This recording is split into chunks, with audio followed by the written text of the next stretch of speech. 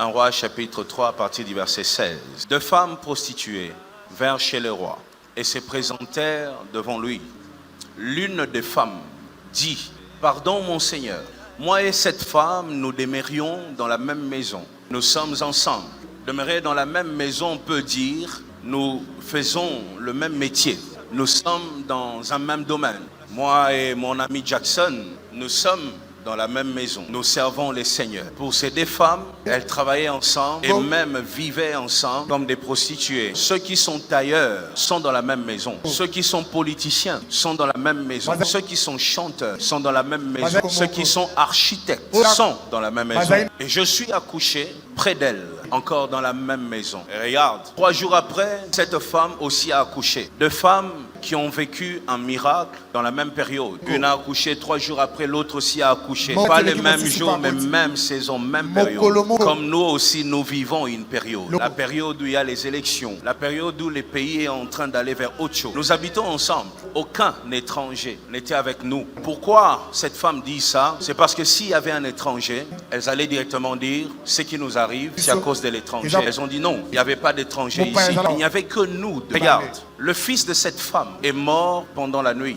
Pas parce qu'un étranger a tué, pas parce qu'un homme a décidé, mais parce qu'elle s'était couchée sur lui. Elle s'est levée au milieu de la nuit. Elle a pris mon fils à mes côtés, tandis que ta servante dormait. J'ai ici 2 femmes avec 2 faiblesses. Aucune de ces femmes n'est parfaite. Elles ont des défauts. Les défauts de la première, c'est que quand elle dormait, elle ne se contrôlait pas. Elle pouvait se coucher sur son fruit, le fruit de son travail. Si elle était pasteur, j'allais dire elle pouvait se coucher au point d'étouffer son église. Si elle était politicienne, j'allais dire elle pouvait se coucher et étouffer la nation. Elle a un défaut. La deuxième aussi n'est pas parfaite. Comme pour dire il n'y a personne de parfait. Elle, son défaut, la Bible dit, pendant que ta servante dormait, tu vois, elle, son défaut, c'est que quand elle se couche, elle se contrôle, mais elle se couche profondément. Elle sait bien dormir, elle sait se retenir, elle sait qu'il y a un enfant, elle sait qu'il y a une église, elle sait qu'il y a un pays, elle sait, mais elle se couche trop profondément. Quand ceux qui dirigent se couchent profondément,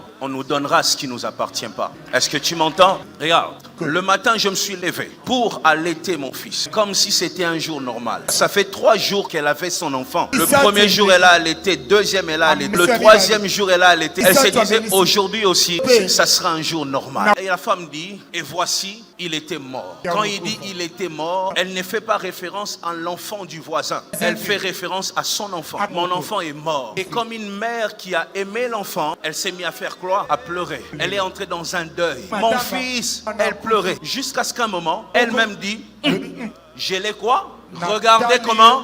Attentivement. Nous allons pleurer jusqu'à ce que quelqu'un décide de regarder attentivement. Si l'Afrique commence à regarder attentivement, si ceux qui dirigent commencent à regarder attentivement, si le pasteur regarde attentivement, si l'étudiant regarde attentivement, ce n'est que comme ça que nous allons arrêter notre deuil. Tant que nous pleurons, les choses ne changeront pas. Nous continuerons à faire un deuil que nous ne devrions pas faire. Regarde, le matin, et voici, ce n'était pas mon fils que j'ai enfanté. Ça, ce n'est pas notre héritage. L'héritage du Congo, ce n'est pas la guerre. L'héritage du Congo, c'est la paix, la tranquillité, l'élévation, l'honneur, les succès. Il est temps que l'héritier réalise que ça m'appartient pas. Si tu ne sais pas ce qui t'appartient, tu ne vas jamais réclamer. Tu comprends ça? Il est temps que tu réclames ce qui t'appartient.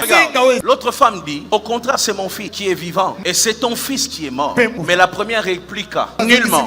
C'est ton fils qui est mort et c'est mon fils qui est vivant. C'est ainsi qu'elles parlèrent devant le roi. C'est qui a eu la pensée d'aller vers le roi? Celle qui avait perdu l'enfant avait la pensée d'aller au cimetière. La mère de l'enfant s'est dit, on va aller vers le roi.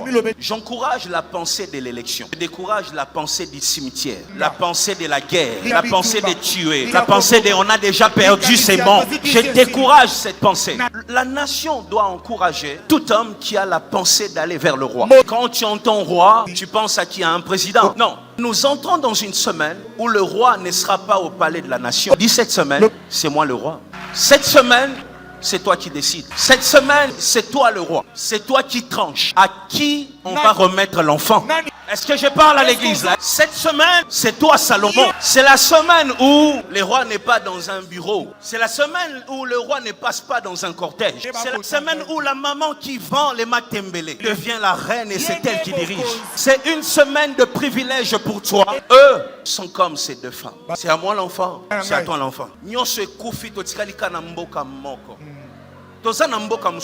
C'est-à-dire on n'a pas un pays d'échange. Donc on ne va pas faire des aventures. Est-ce que tu m'entends? J'encourage la pensée de voter. On doit décourager la pensée de la guerre, de la violence. On ne doit pas casser ce qu'on a bien commencé. Que personne ne te dise on va détruire. C'est la mère qui avait perdu son enfant, qui s'était levé et qui a dit ils veulent diviser ce pays. Regarde, Salomon ce jour-là est bouleversé. Comment différencier les enfants qui ont une différence de 3 jours? Salomon dit bon, si c'était une affaire d'1 mois d'écart, j'allais voir. Mais là c'est 3 jours. Chacun veut convaincre. Chacun veut vous dire l'enfant m'appartient. Chacun a son discours. Samson s'est dit si je dois tenir compte des discours, je vais me tromper. Parce que les deux femmes parlent. Chacun sait parler. Chacun dit, tire le drap de son côté. Salomon a dit, je vais arrêter d'entendre les discours. Je vais vérifier une chose. Qui a l'amour de l'enfant? À un moment, on ne va pas considérer ce que vous dites. On veut voir. Qui a le souci de voir vivre cet enfant? Voter l'amour du pays. J'ai besoin que tu m'encourages parce qu'il faut que le peuple entende ça.